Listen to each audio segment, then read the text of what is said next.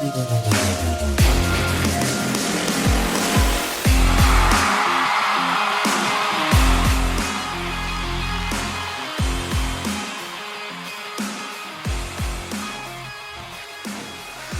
right, Colts Nation, Anthony Richardson. We've got our guy now, and let's talk about it. And by the look on my face, can you guess how I feel about the pick?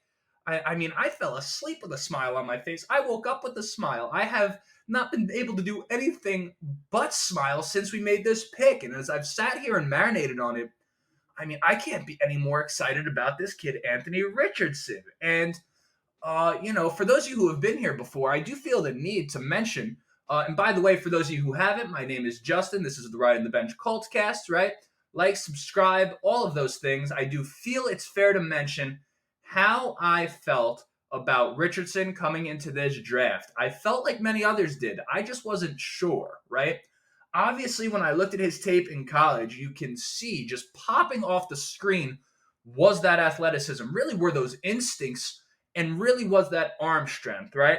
But when you have 53% of your passes completed, if I'm being 100% honest, and I don't mean this to put him down, I'm just being honest with, again, saying what I felt before the draft. I watched 4, 5, 6 games of the kid.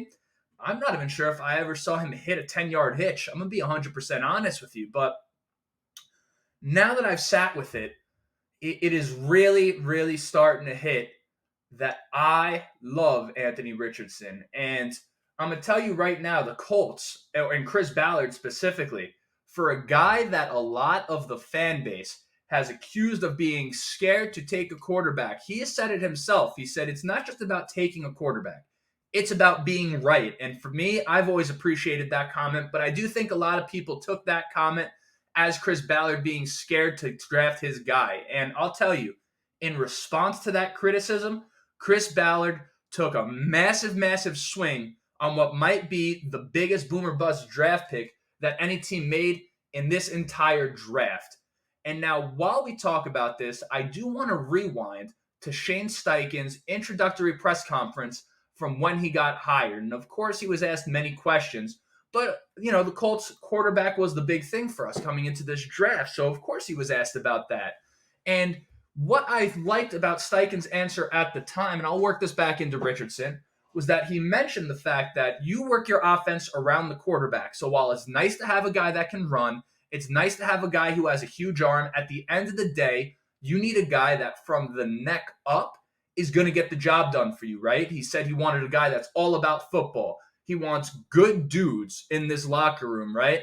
And guys that are willing to learn. And now when I take that and I compare it to what I saw from Anthony Richardson in that press conference after the draft, that right there is what won me over, because when we drafted him, I'll tell you, I was very split. Full disclosure, man. But when I saw this kid get in front of the media, I want you to think about when you were 20 years old. And I'm young enough. I'm 26, so I could really put myself there.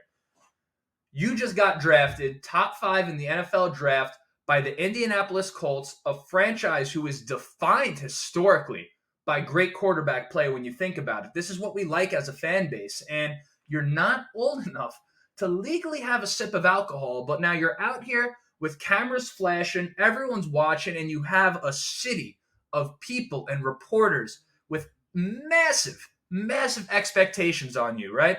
And they're asking you questions. Would you have handled yourself as good as he did? He was so mature and level-headed in that presser that I could not have had any.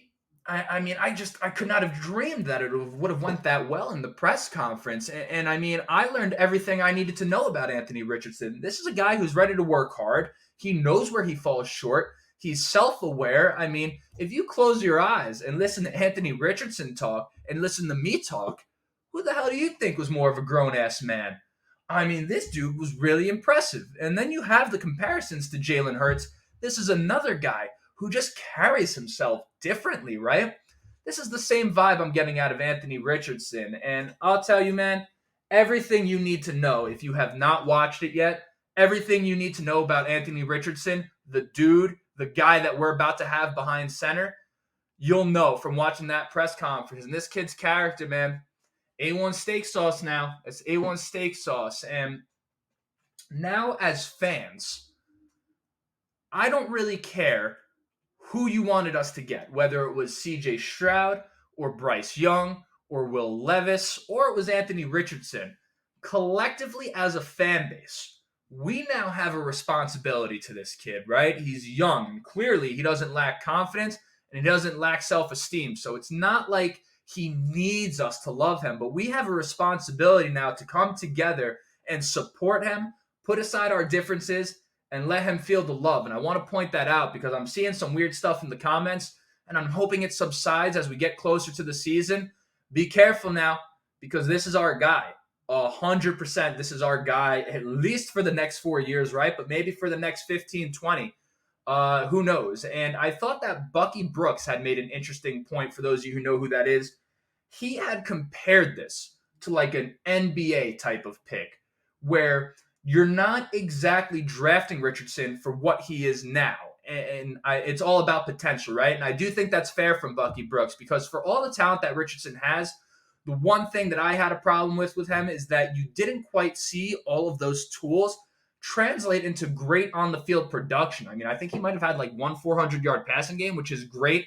Obviously, a little less rare in college, nothing to sneeze at, but a little less rare in college than it is in the NFL. But it wasn't translating to wins. It wasn't translating into games that you just watched and said, wow, there's no doubt that this kid's about to be an elite NFL quarterback. But again, man, it's hard to bet against him as a person after what I saw in that press conference. And I suppose for those of you who are still a little concerned, and I guess to myself, as far as the accuracy goes, you know, you have to think, and I know it's not a groundbreaking comparison, but when you think about guys like Josh Allen and hell, you think about even guys like Justin Herbert, these were guys that the biggest questions about them were their accuracy coming out of college. And not only, and Justin Herbert right off the bat, I mean, he just came out firing, right? I looked like an idiot. I was concerned about his accuracy. And Josh Allen took a second, right? But ultimately, these guys are now surefire, two of the best throwers of the football in this league. And I'm not guaranteeing you that Anthony Richardson gets there. All I'm saying is, let's be fair to this kid now. He's a young man. And, I think sky's the limit for Anthony Richardson. So I just wanted to get out here, just record this, express my excitement, welcome Anthony Richardson, and encourage all of you to play nice, all right? Let's see the kid hit the field. Maybe Gardner Minshew ends up starting a little bit at the beginning of the season. This is totally fine. But at the end of the day, again, really the big point of this video is to really praise Chris Ballard for this pick because this was a chance he didn't have to take, although I think the fan base would have been up in arms, right? This was the popular pick for the fan base. The fan base would have been up in arms if we drafted Will Levis, but I do think a few people viewed him as a safer pick. And for Chris Ballard, with his job on the line, to come out here and make this pick is so cool, and that is exactly why I absolutely love this dude as the GM. So that is all for this episode. Anthony Richardson, number 5. So AR5 now instead of AR-15. That doesn't sound quite as good, and I think I had heard that maybe he didn't like the AR-15 name. So let's come up with a nickname for him, or we could just call him Anthony Richardson. That's what, after all, he said, I'm Anthony Richardson. That's literally what he said in his presser. So maybe that's what he wants to be called. But that is all. So again, if you made it to the end of this episode, appreciate you very much. Again, like, subscribe, as I said at the top of the show. But if not, just enjoy it. Plenty more videos coming. I will be making videos about the Colts every week for the rest of my life, which hopefully is pretty long. So with that, until next time, go Colts.